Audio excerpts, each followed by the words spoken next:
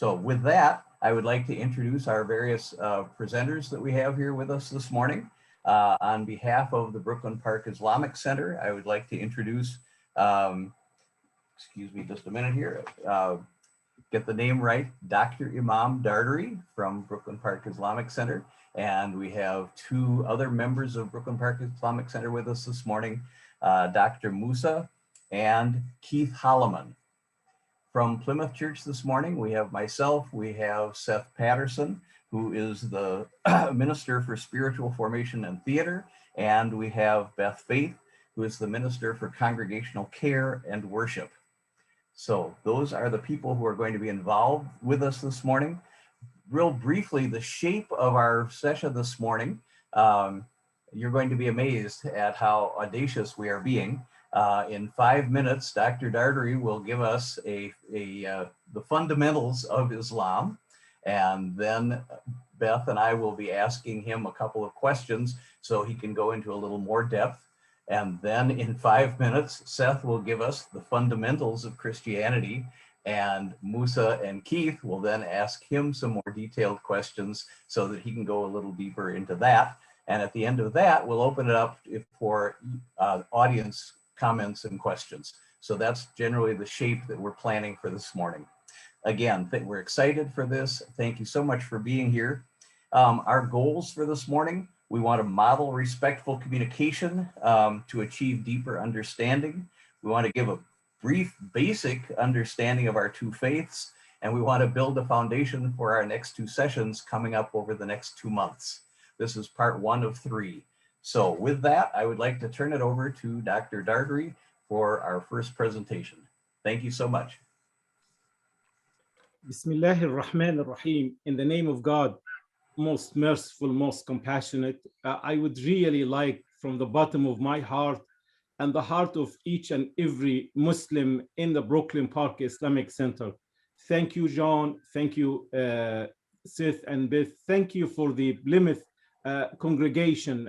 Thank you for that kind invitation. It's really important for us to speak with one another. We represent no less than 50% of humanity. If the two communities, if the two of Muslims and Christians can get to understand one another, I think we'll be creating a better world. And that makes me really happy to be part of this journey of understanding one another. Islam teaches Muslims that the reason we're different is to get to know one another. So let us welcome diversity, let us welcome difference, and this is just the beginning, and we will have lots of time to talk more and to discuss more and to agree more and to disagree more. Islam in a nutshell. Islam, what does the word Islam means? Islam means a conscious acceptance of the divine message. And the divine message is not limited to Muhammad, is not limited to Jesus, peace be upon both of them, is not limited to Moses or Abraham. The divine message, it defines the relationship between me as a person, you as a person, and God. And then it defines the relationship between me and other human beings. This is Islam in a nutshell. It's a conscious acceptance of the divine message that came from Adam through Abraham to Moses, to Jesus, and to Muhammad. And this understanding is very important, that it is not limited, Islam is not limited to a particular cultural group or language group or ethnic group or a particular shape or form. It is that Muslims like to call it, it's a way of life. It's way how you define your relationship, my relationship with God, and how we define our relationship with each other. And the first most important principle in Islam is one God. And that means a lot. It's not just a theory, it's also practice. It's a theory that a Muslim believes that there is one God who created us all, created all of us. And then with this one God, it means there is one humanity. It's not two humanities, it's not three humanities, it's not white and black, rich and poor, Chinese and American. No, it's one humanity. All of us as human beings are entitled to this divine message. All of us as human beings have this spirit of God inside all of us. So this is very important part of Islam. The second one, Muslims believe that in addition to this one God, Muslims believe that Muhammad is the messenger from God. As Muslims like to call the last messenger from God, the last messenger who came with the same message that Jesus, peace be upon him, came with, the same message that Moses and others. And this message is preserved in a book called the Quran and in the tradition of Prophet Muhammad. I will be happy to speak more about this if you please ask all types of questions so that we get to know one another. So remember, one God that leads to one humanity, and Muhammad is a messenger of God. And Muhammad is so close to Muslims. Muslims know almost everything, all the details about Muhammad's life. The first 40 years, what did he do? The next 13 years, what did he do? And the last 10 years, what did he do? He died at the age of 63. What did he do this place or that place? This is well known, well documented in the Muslims. So this is the first important pillar in Islam, one God, and Muhammad is the messenger of God. The second pillar of Islam, and remember, we're talking about pillars, and pillars are not necessarily the whole building. It's just the pillars. The building is way larger than the pillars. The second pillar is Muslims are required to engage in a formal prayer 5 times a day. And it starts in the morning. I did my morning prayer, and I expect all Muslims did their morning prayers. And then we do another one at noon, and then afternoon, and then during the sunset, and then one at night. It takes total about 30 minutes. And this, we call it salah. Salah means connectedness. You get connected with God. And you get connected. Salah, it starts in the mosque, but it does not end there. Salah is supposed to open up to the rest of one's life. Salah kind of re-energizes the Muslims. Remember, you need to define your relationship with God and with fellow human beings. When you see us praying in the mosque, you will find Muslims standing next to each other, foot to foot and shoulder to shoulder. It's very unfortunate that during COVID-19, we had to do the social distancing. So we started thinking, how can we make hearts connected to one another? Not necessarily physically, but hearts can be connected during the prayer. The prayer is very powerful concept in Islam. All Muslims are required to pray those 5 prayers. And those 5 prayers are very flexible also. They have a certain time from like 1 minute to like 3 hours. During those 3 hours, each and every Muslim is supposed to do the prayer. And it can be done as an individual, and it can be done as a group. This is the second pillar. I am rushing because it is just 5 minutes, but I think your questions will help me to say more. The most important pillar after one God and one humanity, one God and the message of Muhammad, is the salah, is the connectedness, is the 5 daily prayers. The third one is the zakah. Social justice is very important. And the fourth one, Muslims fast 1 month, and that fasting is very, very powerful on many relations. I will be happy to explain more, and I will conclude with this, that Hajj is the pilgrimage that Muslims do if they are financially capable and physically capable, and they're all connected with this one God, one humanity, and that Prophet Muhammad, Moses, Jesus, all are messengers from God. Thank you for this opportunity. Look forward for your questions. It's very difficult indeed.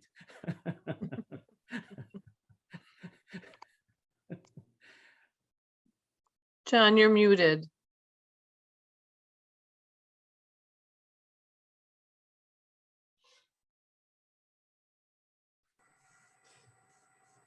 Dr. Dardery, I have a question for you. Please. Christianity, Judaism, and Islam share a belief in one God. What is the significance of that for you? Yeah, thank you. Uh, the one God is a liberating concept. It liberates me as a Muslim to be connected right directly with the divine, directly with God. So when I read the message of the Quran, I speak to God. When I make my prayer, I speak to God. And due to the fact that in Islam, there is no clergy, there is no hierarchy, so it opens up the relationship with the divine. That is very important concept. So a Muslim can worship God. There are no needs for anything. A person can worship God in his or her own room, in his or her own lab, in his or her own office, in his or her own any place, in the airplane, in the ship, anywhere. That's number one. Number two, this theory that I spoke about, that the one God concept also leads to one humanity. So it helps a Muslim to understand that all human beings are included in this divine message, that every human being, Islam speaks about Ya ayyuhan nas, all human beings. Does not say, oh Muslims, it says Ya ayyuhan nas, all human beings. And in this case, it addresses the relationship between nas, between people and God. And that's why Islam teaches Muslims that the best among a human being is the one who can do the best service to human beings. And all this has to be connected with the divine, with God. So Islam, in this understanding of the divine, of the oneness of God, bases itself on two things: this belief in the oneness and then the action. Islam does not say that your faith is good enough. Your action is as good as your faith. So it starts with the faith and then it moves into the action. And unless a Muslim has the belief, the faith in the one God, and then acts accordingly, it will make it difficult for a Muslim to be. Salvation in Islam takes place because of the belief in one God and doing good deeds. And these two are very important in the relationship of the concept of one God.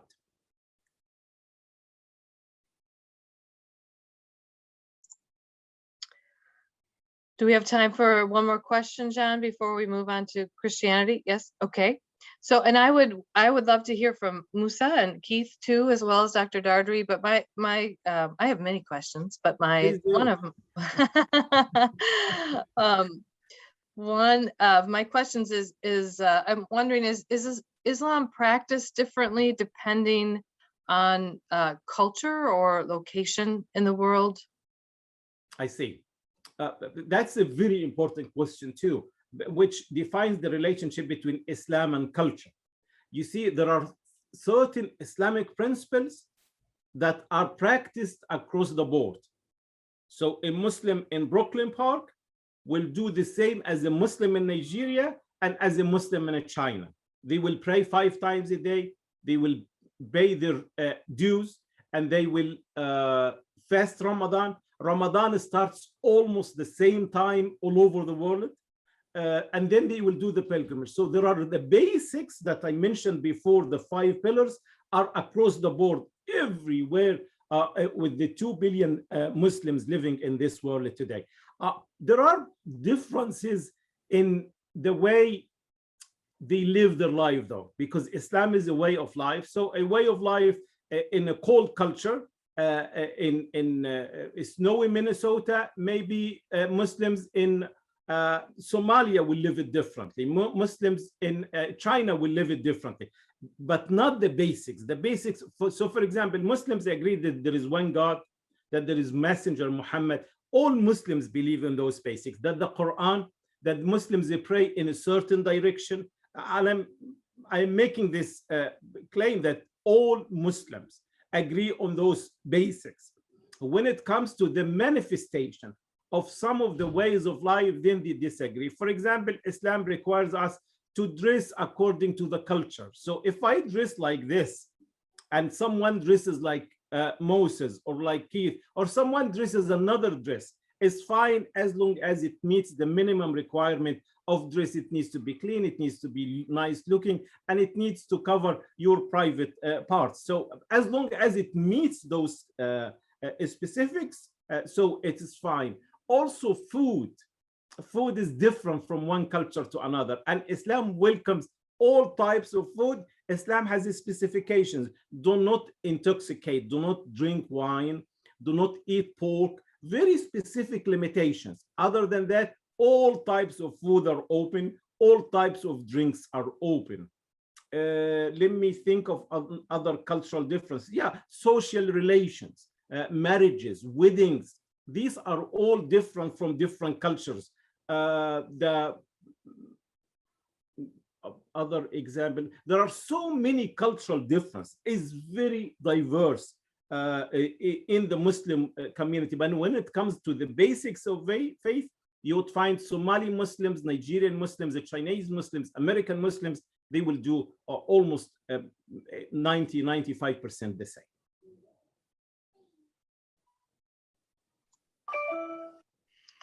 Thank you. And just John, looking to you as a moderator, is it time to move on to the Christianity, or are we going to ask one more?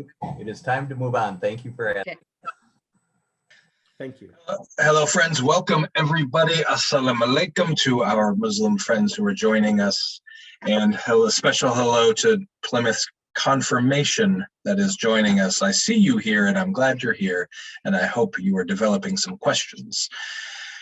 So I am going to attempt to define Christianity in 5 minutes. And in trying to do this, I found out how difficult it was. And so in reading back over it, I judged that it's accurate because I think all Christians will agree with something, but all Christians will also disagree with something that I say. So here we go. This is a foundational attempt at defining Christianity. Christianity is rooted in the Judaism, which is the root of the Jewish faith, of the 1st century CE. It is a monotheistic, just like Islam, religion based on the life and teachings of Jesus, who was called Yeshua in Aramaic or Hebrew, who was a spiritual leader, a teacher, and a healer who lived in the Roman province of Palestine. Christianity has since spread worldwide over the next 2 millennia and is now comprised of tens of thousands of large and small groupings that we often call denominations, which means that Christianity's beliefs and practices are wide-ranging and diverse, and it makes defining the whole religion somewhat complicated or very complicated. Still, here are some commonalities of belief and practice. All Christians believe that Jesus was a uniquely special person who can be thought of as the Messiah, which is the promised deliverer of a Jewish nation, or Christ, which is Greek for the anointed one, or Emmanuel, which is God came to earth as a human, God incarnate in human form. This person of Jesus was killed on a cross, which was a uniquely Roman form of torture and capital punishment. It was not Jewish capital punishment, it was Roman. And 3 days later was resurrected or risen up in either body and or spirit. And we remember this moment by the shared meal of communion or Eucharist that, while has its own unique practices done by different groups or denominations, the practice of the shared meal of bread and wine or bread and juice is common across all of Christianity. Jesus was asked once, what is the greatest commandment? And he replied that it was to love God with all your heart, all your mind, and all your soul, and to love your neighbor as you love yourself. The sacred texts are in a book which is commonly called the Bible in English, and that is made up of both the Hebrew Bible, which is the Torah, the histories, the prophets, and wisdom books of Judaism, as well as a Second Testament, which is made up of 4 narratives, which we often call Gospels, a series of letters, and a apocalypse text talking about, excuse me, about what could come. And finally, most Christians, although not all, will hold true the mystery of the Trinity, which is a complicated and yet beautiful attempt to hold a mystery through words. And I find it best summed up by this part of an old creed.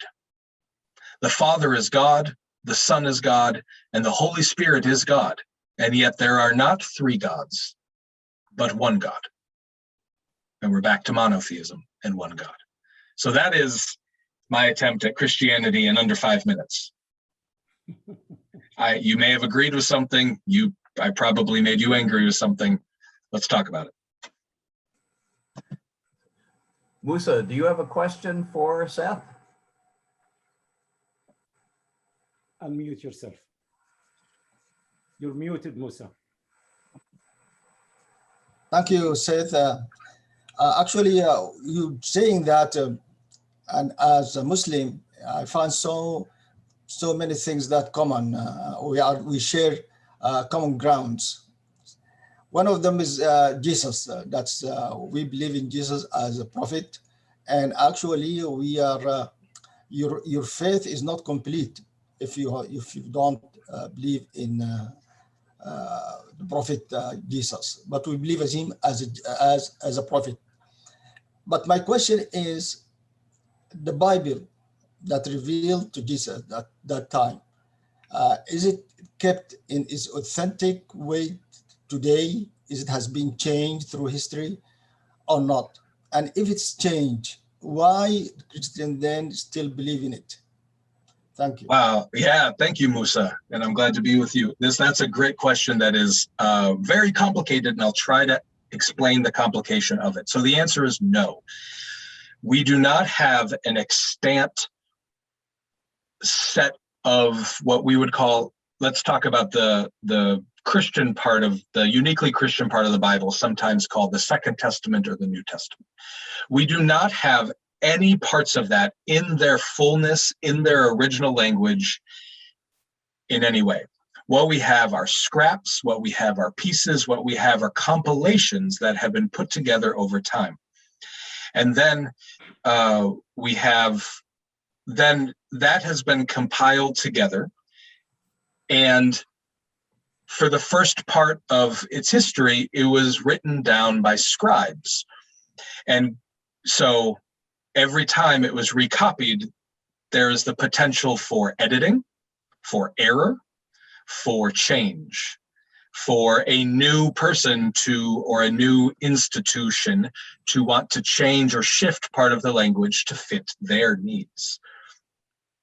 It is also the fact that Greek at that time that the New Testament was written in all capital letters with no spaces. So even where you would put the spaces in the original writings, that the ones that we have, changes at times the meaning of the text. And then you add on to it the translations. It is not from Aramaic or Hebrew into Greek to English. There are some large leaps. So the first part of your question, we do not have a whole simple from the source original set of writings. So you asked, why is it still why is it still believed in, I believe is the phrase you used. So there will be some Christians who disagree with everything I just said. Scholars have taught that, but there will be some Christians who say, nope, it was from God, written down by people, and the words that we have now in English are perfect and translations. And there will be other Christians who accept the scholarly view and understand what I just said. And the answer is more that there is still meaning to be made from these texts, even without them having to be 100% from a single source, that they were still inspired by, they were still rooted in, and they still came from the communities that were living, breathing, and holding this new faith anywhere from 1500 to 1700 years ago.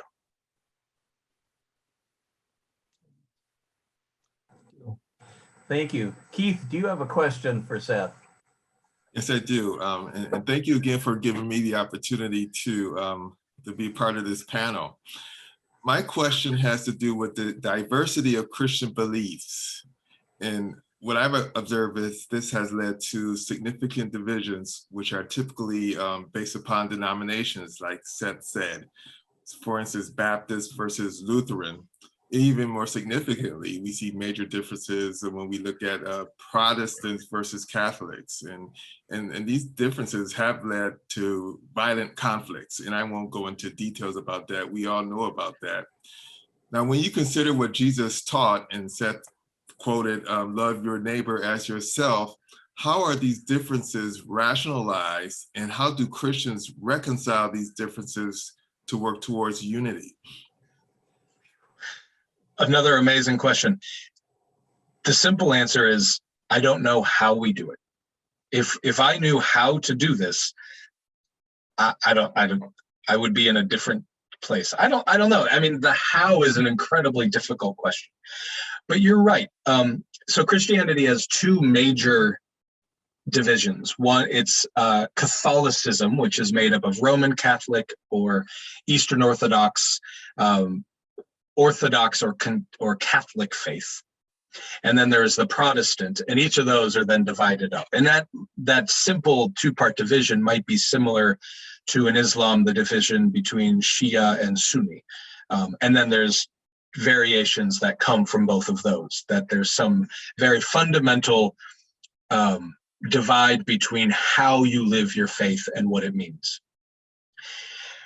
The breakdown, I wonder if it comes from when the Quran was revealed to Muhammad and then passed along, it was written down and codified with that intention in the moment, is my understanding, and please correct me if I'm wrong. Whereas Christianity was the life of a person, and then people lived it, practiced it, and started to write about it over time. So it's a collection of collections as opposed to a single source. So we don't have, besides communion and some sort of foundational beliefs, we don't have those pillars that Islam has. We don't have those things that we can say every Christian does because it is mandated. So rather, that's when all those things that Dr. Dardery was talking about culture, I think a lot of that cultural piece then comes in and starts to take the thing and say, well, my culture wants to do it this way, or I disagree with you on this part, so I'm going to break away and form my own thing. And there's precedence to that and practice to it. Yeah, I hope I even sort of touched on the answer, Keith. Or no, you did, and I appreciate that. I remember about a month ago in one of our Juma services, Imam Dardery was talking about the cultural differences, and he sort of emphasized the fact that the differences are fine as long as you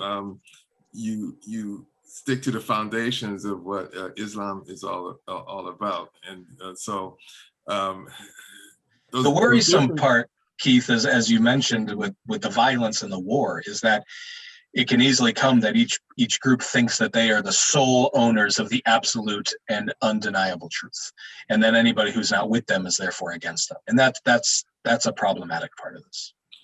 Yes, I was thinking about, and there's a biblical verse, and I can't remember which New Testament book it's in, but he said, "Let's lay aside all those differences that easily beset us." In other words, that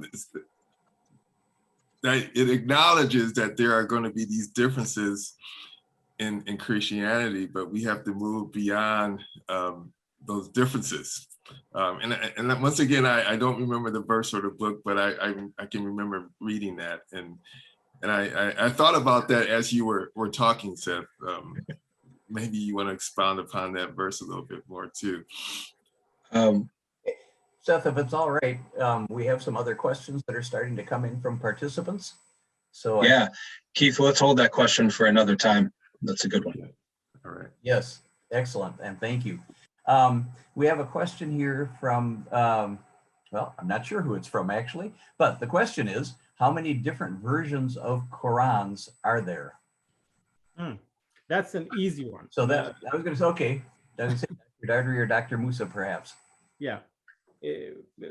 Go ahead, Musa, if you want.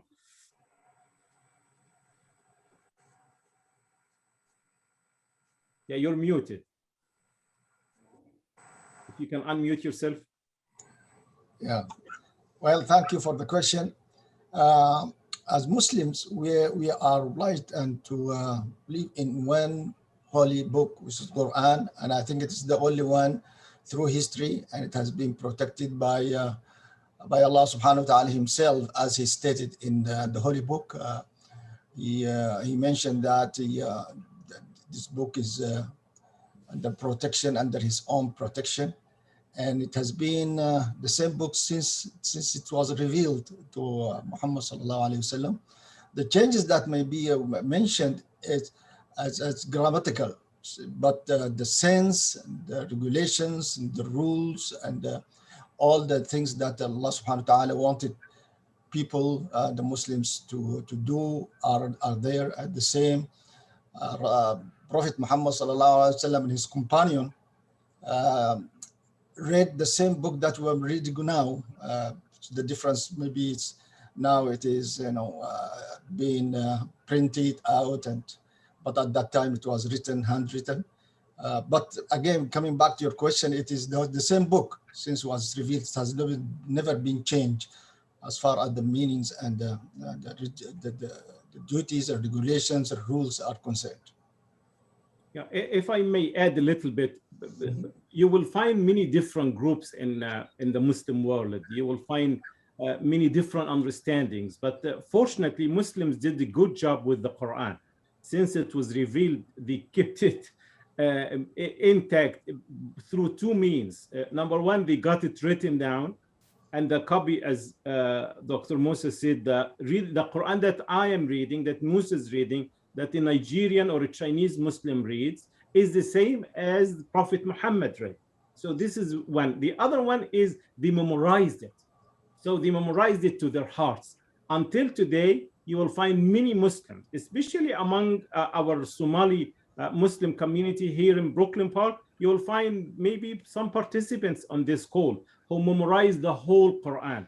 And there is a beautiful tradition. When they memorize the whole Quran, there is a party, they do a celebration that I memorize the whole Quran. And when they do the celebration, it's such a beautiful way. They say, I memorize this Quran based on that teacher. And that teacher memorized it from that teacher. And that teacher, and the chain goes all the way back to Prophet Muhammad.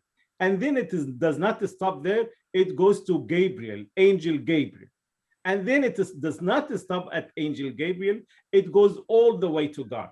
So a Muslim in Brooklyn Park will be memorizing the Quran, and the chain will go up with the teachers until Prophet Muhammad, to Gabriel, and to God. So the Muslim in Brooklyn Park will be memorizing the verbatim words of God. That's a unique characteristic of the Muslim history, the Muslim civilization.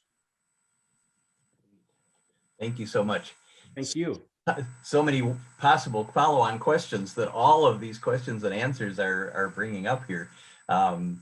Let's park this one for future reference, but it would be fascinating to hear more about Muslim beliefs and Christian beliefs in angels. We have a comment from one of our participants. This is a Plymouth member, Hazel Lutz, and she says, at Plymouth, unity of belief is not even the goal. Seth, I think this was in response to something you were saying earlier. We are held together not by belief, but by the search for understanding our relationship with God. So I think that was a different maybe way of saying, or a different point of view on something that you were saying. We have a question. Let's see, how about this one? This is from A. Khan. Are Christianity, Islam, and Judaism all considered Abrahamic religions? And is that why the basic framework is the same? So maybe a Christian and a Muslim could each answer that in terms of the importance of Abraham and being an Abrahamic religion. Yep. Yeah, I would like to comment on that. Please. And just personally, I took the Shahada or profession of faith for Islam about a year, not even 2 years ago. And since then I began to read the Quran. And one of the first things I noted was Quran talks and references the prophets that are described in the Bible. And it talks about Christians and Jews and Muslims as being children of the book. And so it honors that relationship, that connectiveness between all three of these faiths throughout the Quran, at least what I've read to this point. And like I said before, I'm not a scholar by any means, but it really helped me to appreciate that interconnectedness because my background is of a Christian origin. So again, it just speaks to those intersections and the fact that we have more in common than differences.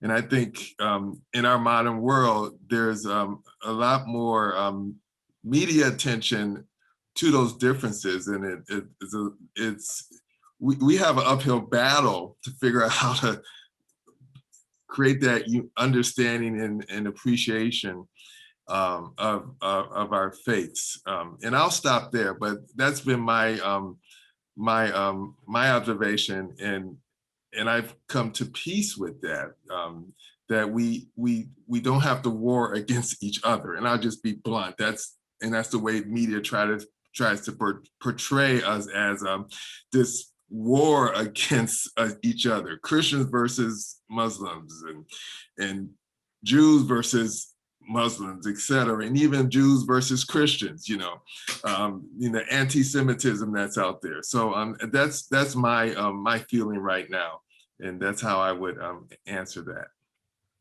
I may add to that, if you permit, John, is the source of the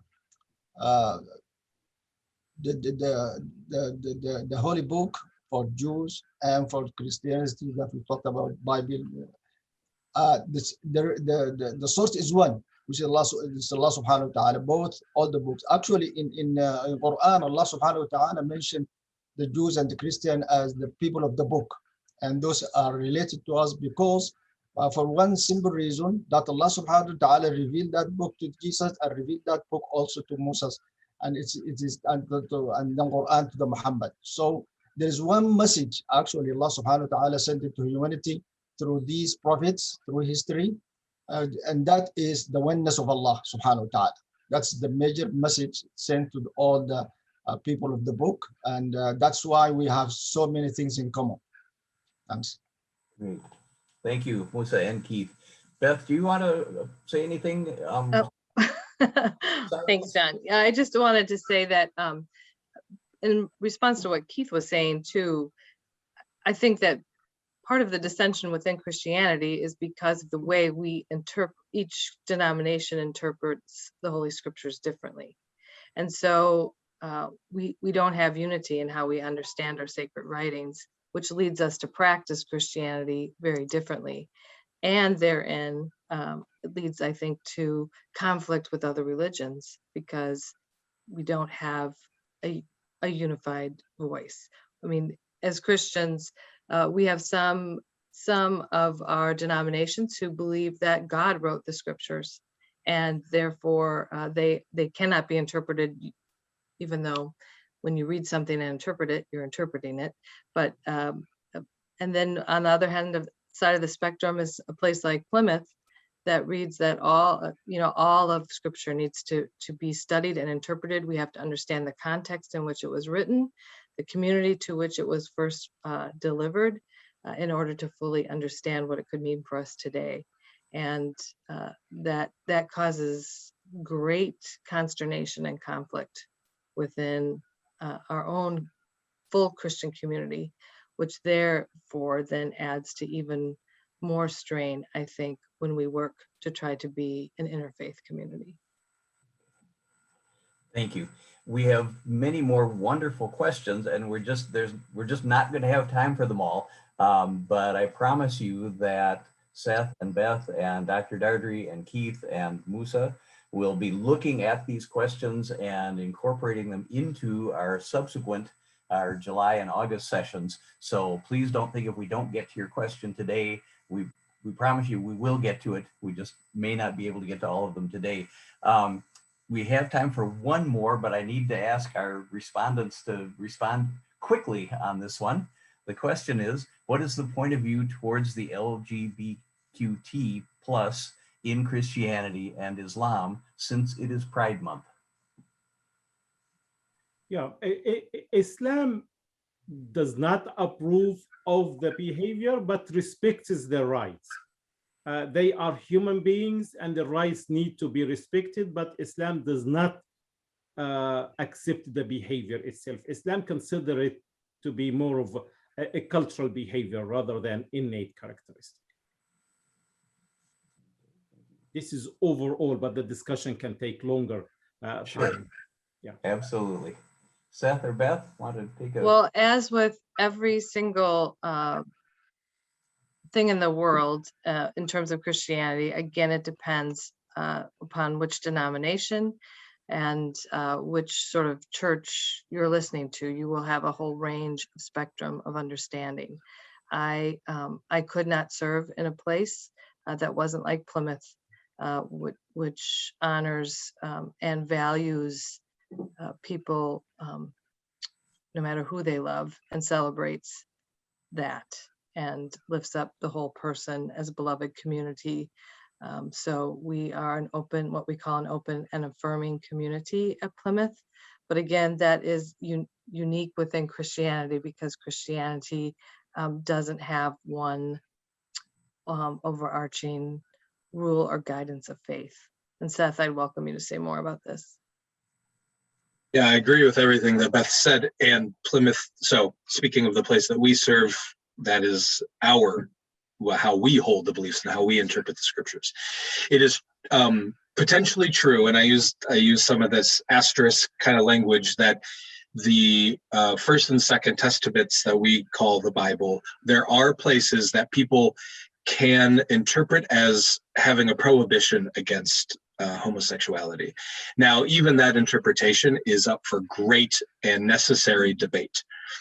But there's only, even the places that could possibly be named, there's only 4 or 5, and there's not a lot in a very large book. But what there is a lot of is language around welcoming the stranger, loving the other, being in community with. It is not for us to judge. And that is a through line throughout both books. So all of this points again to what Beth said, which is there's great diversity in Christianity of thought, of opinion, of practice, and how this is done. So I hope I both complicated and did not answer the question. Okay, great. Thank you so much. We have now reached the point in our program where we need to ask our presenters, our panelists, to imagine that they are receiving thunderous applause. So please use your imaginations and accept our thanks. Yes, right. For a job very well done, an impossible task, and that was taken on with good heart and good spirit and good minds. And so thank you so much. Again, if we didn't get to everything, we will be sure that we get to it both in our July and August sessions, and we'll cover the future, the questions that we weren't able to get to today. Last point of business, we have another Sunday forum not related to this one in particular. You can see there's a tangential relationship. Next Sunday, we have Sunday Forum coming up, and our presenter will be Dr. Brian Lozensky, and he will be presenting on Black education. So please feel free. And again, Brooklyn Park Islamic Center members, feel free to join us, and for that as well. And anyway, then we'll be back with part 2 of this. Let's see, July, what do we have here? 11th, I think. July 11th and August 8th. So those will be parts 2 and 3 of this series. And we ask you to please come back and join us again. Thank you all so much. And that concludes our presentation for today.